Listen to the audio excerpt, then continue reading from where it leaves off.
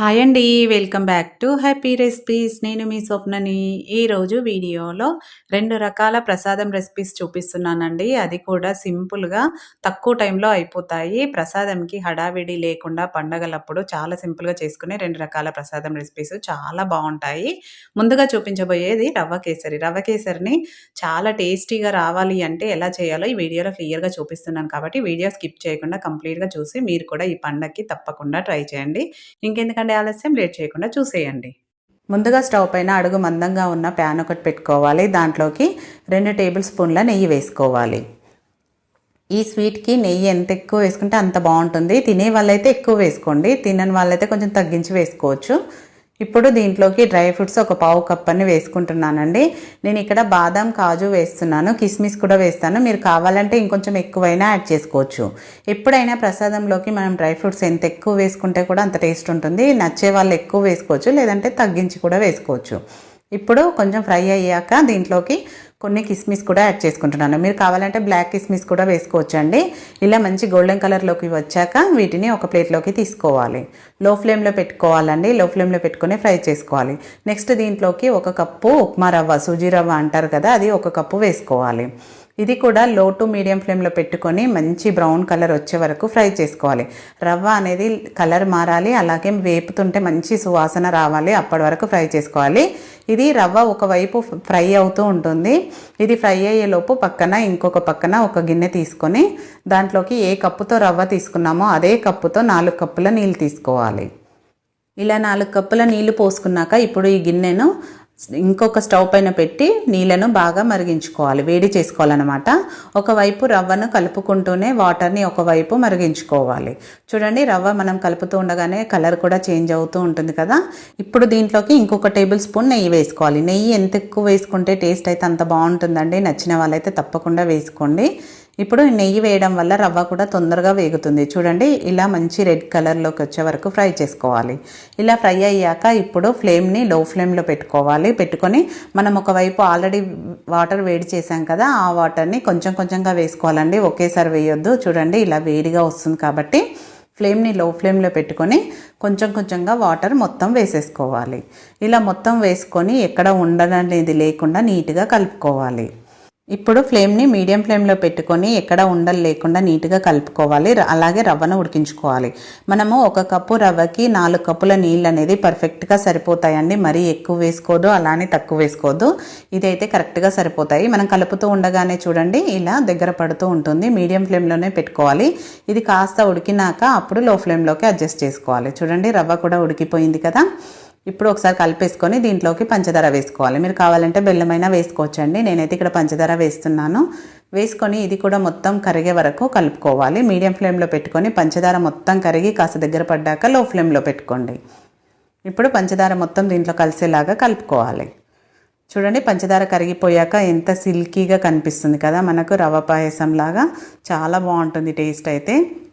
మీరు కావాలంటే స్వీట్ ఎక్కువ తినే వాళ్ళైతే ఇంకొక అరకప్పు పంచదార కూడా వేసుకోవచ్చండి. 1కి 1 కప్ అనేది పర్ఫెక్ట్గా సరిపోతుంది.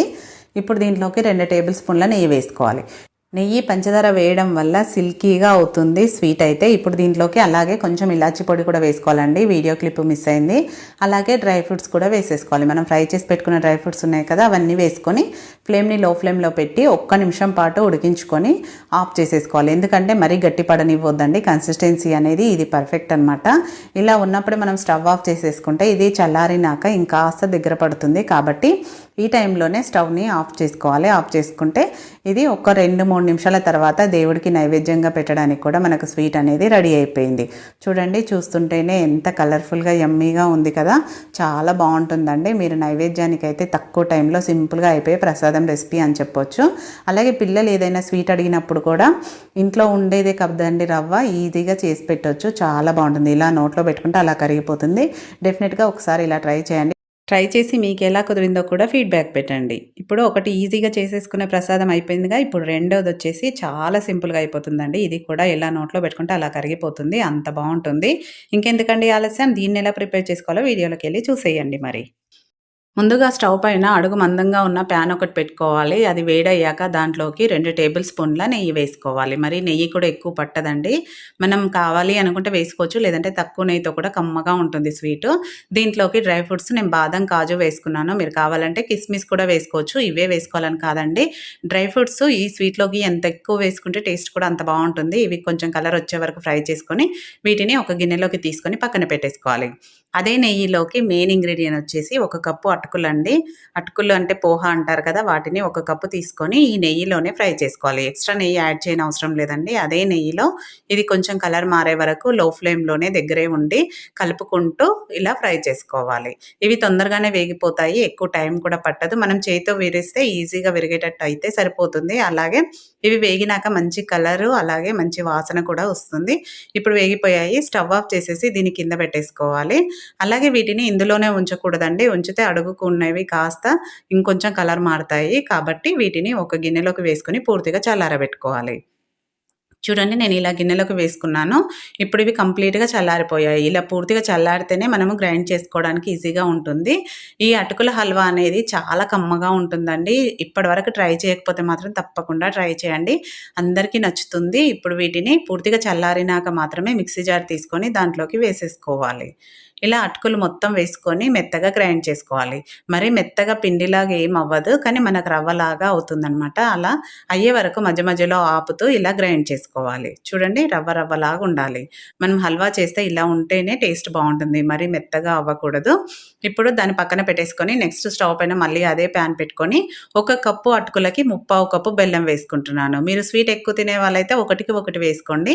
ఇక్కడ 3/4 కప్ అనేది కరెక్ట్‌గా సరిపోతుంది. అరకప్పు నీళ్లు పోసుకొని బెల్లంని ఎలాంటి పాకం అవసరం లేదండి. జస్ట్ బెల్లం కరిగిపోతే సరిపోతుంది.